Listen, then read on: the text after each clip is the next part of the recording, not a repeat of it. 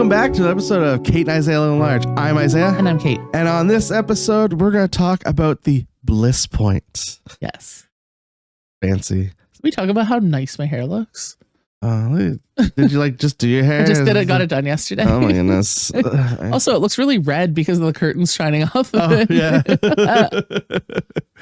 But we're going to talk about the Bliss Point. But before we do what's new, what's the hap, I don't even know what date it'll be when this comes out. It was Mother's Day last episode. We didn't even talk about Mother's Day. But Mother's Day had passed by the time this came out last week. So last week it came out on May the something. This comes out on May the other thing. Yes. So the big band thing would have passed. That was on the 16th. Yes, because this I will be in Halifax. Yes. So it'll be like the 20th. Oh, it's going to be a holiday weekend. Yeah. You know what? This holiday weekend, Victoria Day weekend, that's actually prime time for the launch of the barbecue season and launch of camping season and launch of all of those things, which makes it kind of a perfect episode to talk about what we're going to talk about today, which is called the Bliss Point. The Bliss Point. And it's all about how foods use the perfect amount of salt, sugar, fat, in addition to chemical enhancements and things like that, to navigate that perfect kind of food that makes you want to keep eating and eating and eating and eating. Yeah. And so I stumbled upon an article, and by stumbled upon, I mean frantically before recording this episode this morning, Googled obesity news. Obesity news. And this came up. It's a study that just came out this year, but or actually an article that came out this year, but it based its thoughts on a book that came out in 2013 called Salt, Sugar, Fat, and how those in the precise combination are designed to make us fat. to make us fat, make us want to eat. Yes. To make us want to eat more than we should of anything. And this article further extrapolates that into using chemical compounds and things like that. A secret of chemical compounds, I believe, is one of the phrases in the article, to make us desire that even more, so that people can make money. Yeah. And they actually model their marketing and methods after the tobacco industry. Well, yes. Well, if it ain't broke for them, don't fix it. So essentially, making food addiction, they talk about how this combination is as addictive as as opioids. Yeah, it can be. Yeah. And so, let's talk a little bit about that. What was your initial reaction, Isaiah? So my initial thought when I first read just the main portion of the article before I actually read the full article was that's obviously. Yeah. But also isn't that just what food is supposed to be? Aren't anyone cooking looking to make the proper mixture of salt and fats and all that stuff to make it taste as best as it can, no matter what your type of cooking? No, of course not, because the main point of eating is nutrition. Yeah, and but even so you don't necessarily. So if you're making a salad, you're not going to put salt, sugar, and fat, or you could put dressing on it. But I'm putting dressing on it, right? So the right amount of tomatoes, the right amount of carrots, all that has sugars and stuff in it. Of course. So isn't that just? But then I read farther into the article. Yeah. So the point is actually they use the chemicals and science to emulate those things that we try to do naturally through good food sources to mimic that and somehow make it worse. Right. And better. That's what my initial thought when I first read it was if I'm cooking, I want it to, I'm not cooking for it to taste gross. Yeah. I want to have the right amount of things in it to make it taste good. Right. Otherwise, why am I eating? And I know people that don't like eating and they just eat for nutrition. I'm like, how do you not like food? But anyway, yeah. But then, later as I read the article, it's about the chemicals and the mixture of it. But and then in turn the marketing of it. Yeah, but and then I mean, even still, you still have people that would eat it and think it's gross. It's just everyone's chemical makeup and what they like is different, right? Well, yes and no. I think most people like that combination of salt, sugar, fat. I'm sure. Yeah. Like, I don't think that's I think that's a pretty universal thing. Yeah, there's elements of everything that you may not like, but yeah, not everybody's going to like the same chocolate chip cookie. Right. But everybody's going to like a cookie. Yeah. And not everyone's going to like salt and vinegar chips, but everybody's going to like a chip. Yeah. You know what I mean? Right. Like there's going to be a chip. There's a chip for somebody. There's A chip for everyone. Yeah. Like they didn't mention this in the article, but one of the craziest foods that I think of are Pringles. Yes. Because they're not even a chip. They can't even be called a chip because they're mushed up. It's not potatoes. Like most chips are potatoes sliced up and deep fried and processed and all of those things. Pringles are not that. Pringles are like waste mushed up and then reshaped. Perfect. Like a hot dog. Ugh. Yeah. I love hot dogs. I mean, I Yeah, because they taste delicious. Of course you do. Everybody does. Well, not everybody, like you say. Like, not everybody likes a hot dog. Each person has their own. But somebody likes something filled with MSG. Yeah. Yes. MSG's great.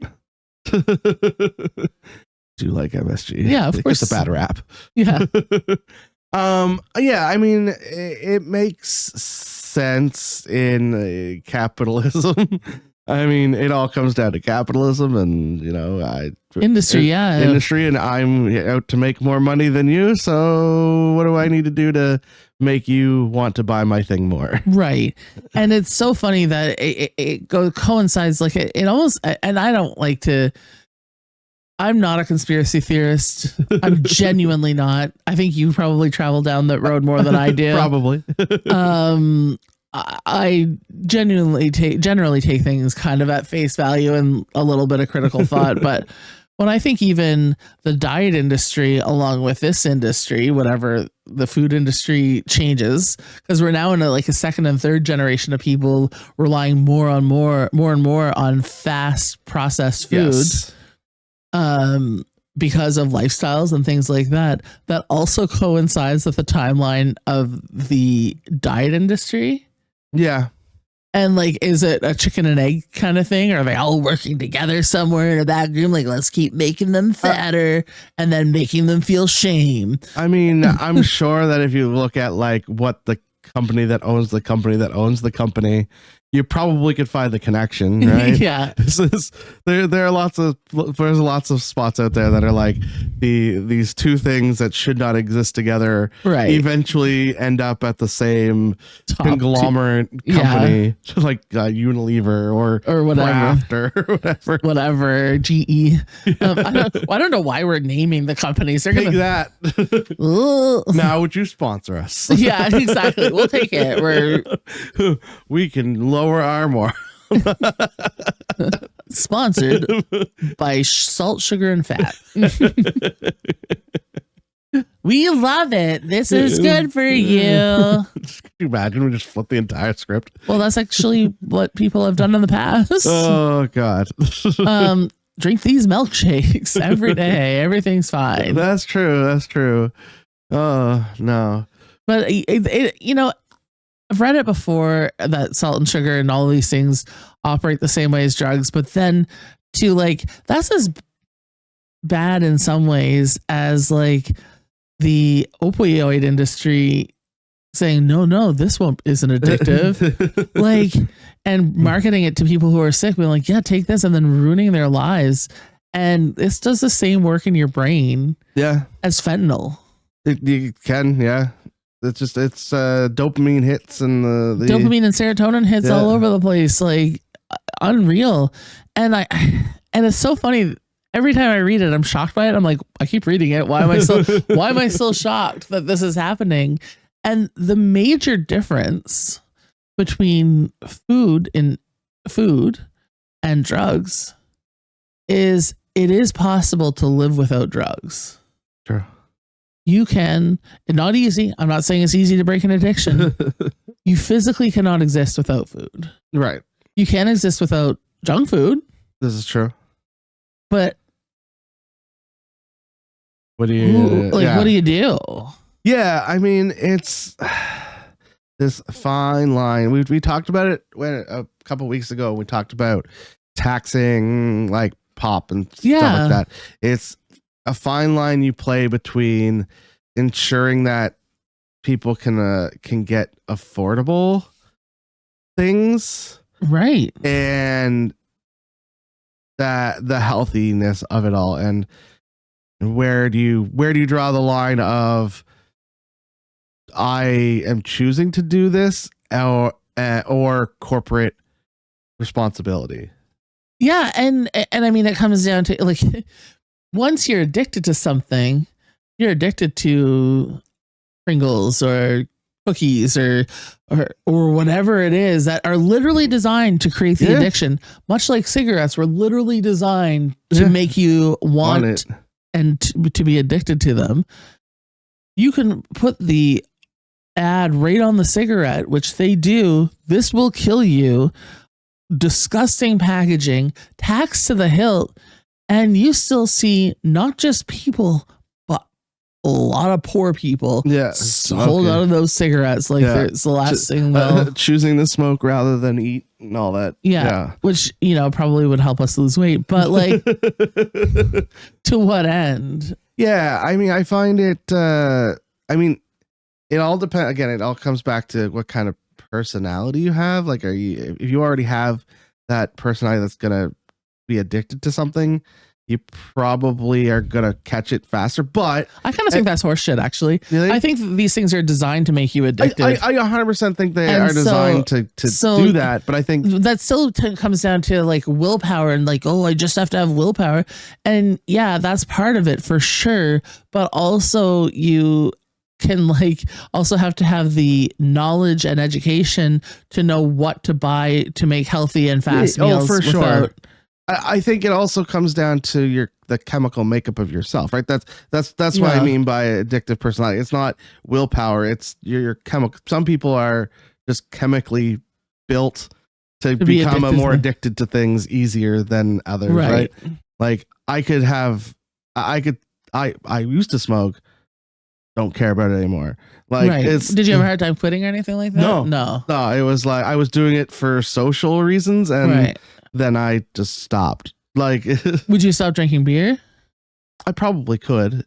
Yeah, but I do it for social reasons. So it's like I operate similarly, where it's like I'm a very social drinker. Like I was saying to you in the last episode, like I've had drinks here and there in the last year. Yeah.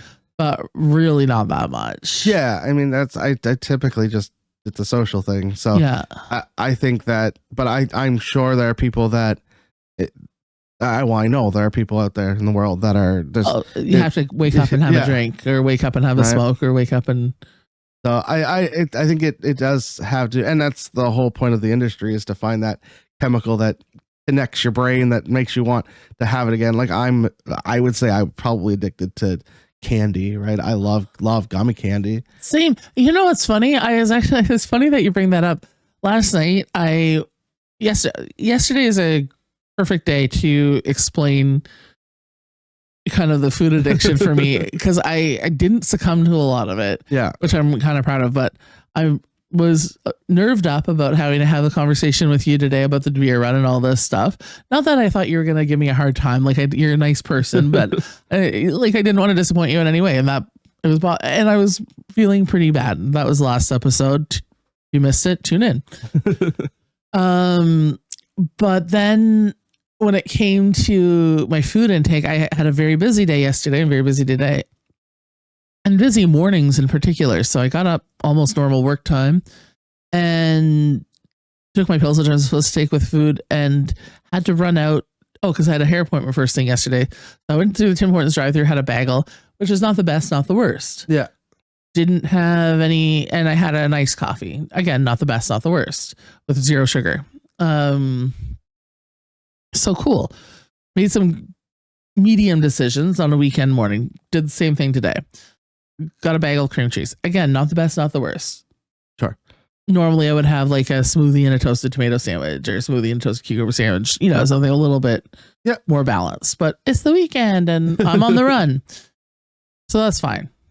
lunchtime yesterday rolled around. I got home and I had some nachos with chicken and again, not the best, not the worst. Yep. And then last night I did trivia at AJ's and got dinner there. Had a club sandwich and curly fries and did have some coconut cream pie for dessert. It was like a not great eating day, but it was a weekend eating day. And my weekdays had been very like healthy. So like, and I felt good about it, but those are 3 meals. They're not, they're more calories and stuff than other things, but not the best, not the worst. If you're thinking of that like 80-20, but I enjoyed them all thoroughly. I left trivia and it was like, 9 o'clock or something. And I was like, okay, what do I want? Am I hungry? No. What do I want? Candy. And like, I pulled into the needs on the way home with the sole purpose of buying candy. And I was like, you do not need this. You didn't eat great today. You're fine. It's fine to eat like you ate today, but you didn't eat great. You already had dessert. There's no reason for you to sit in front of that television and eat gummy candy right now. Right.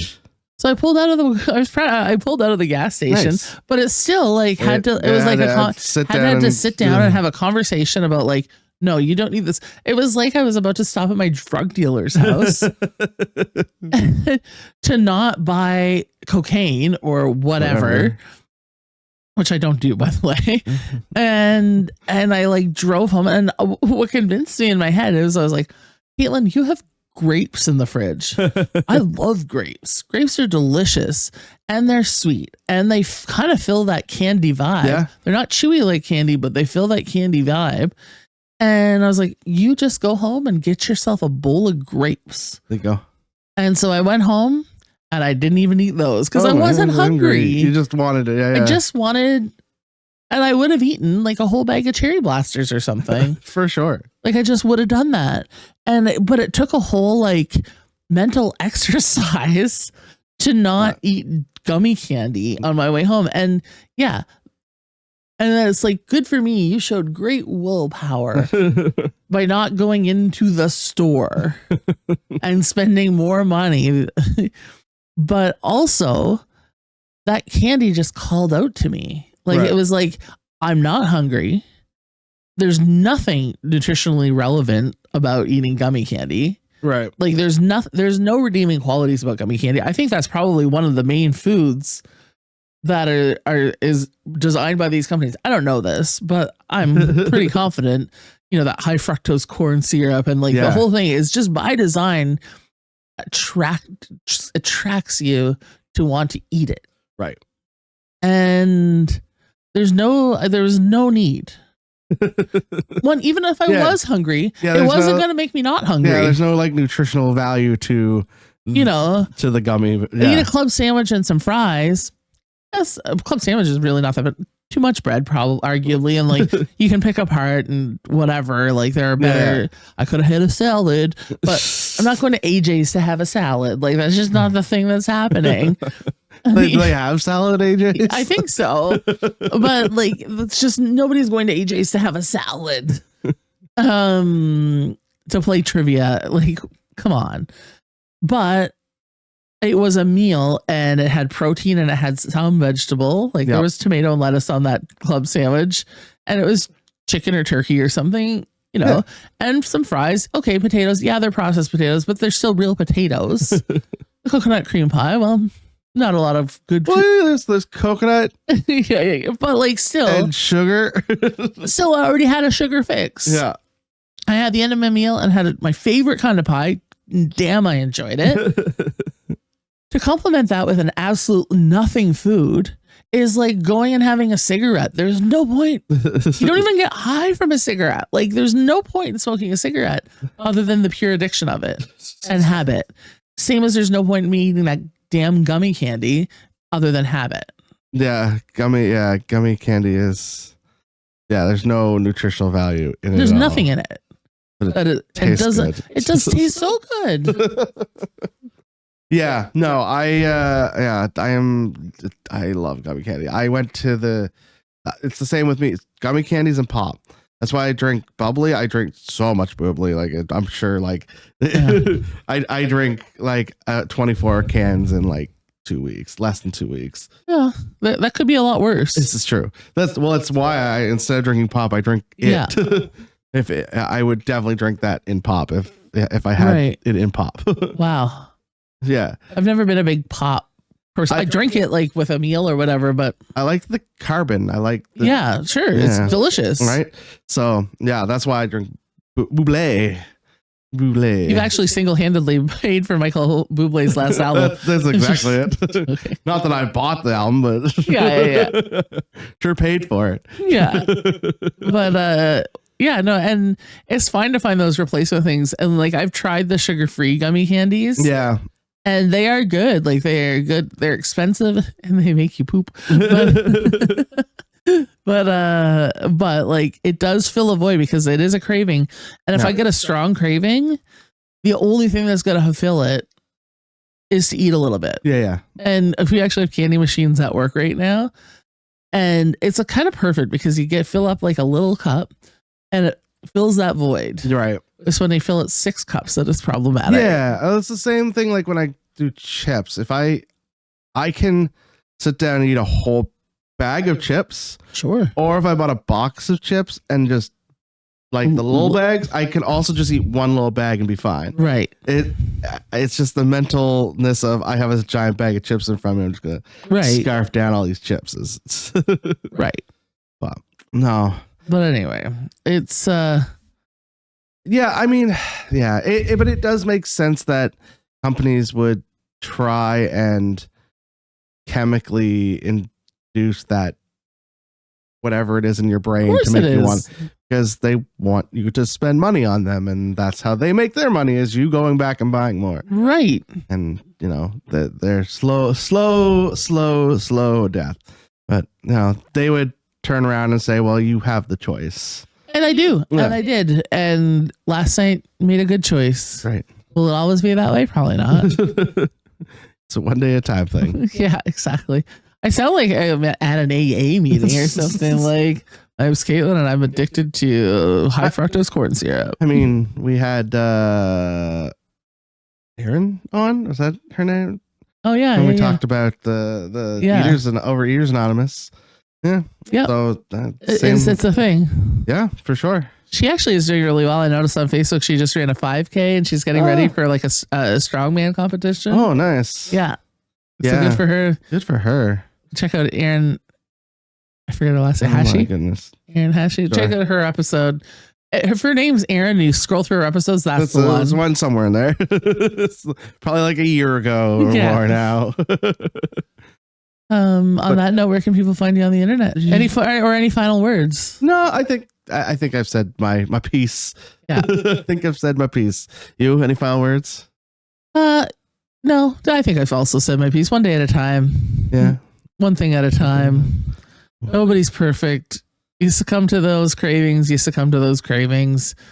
don't, but like wish they weren't working against us. For sure. Where can people find us on the internet? We're at Kate and Isaiah Living Large on Facebook and Instagram, and you can send us messages. Tell us your thoughts on what we talked about today. Food is drug. And we appreciate any kind of feedback. And what about you, Isaiah? Yeah, you can find me at Maritime Brews on all of the social medias. Of course, we have the Buy Me a Coffee still going on if you want to help us continue to improve our recording space.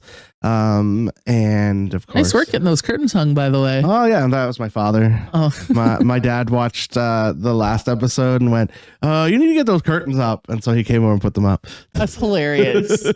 Parents. But yeah, you can donate to us at Buy Me a Coffee to continually improve our space. You can pay Isaiah's dad for his services of putting things up and of course liking, sharing, subscribing wherever you listen or watch us. That goes a long way as well to helping us get noticed and towards that monetization. Yeah, exactly. And but until next week, Bye.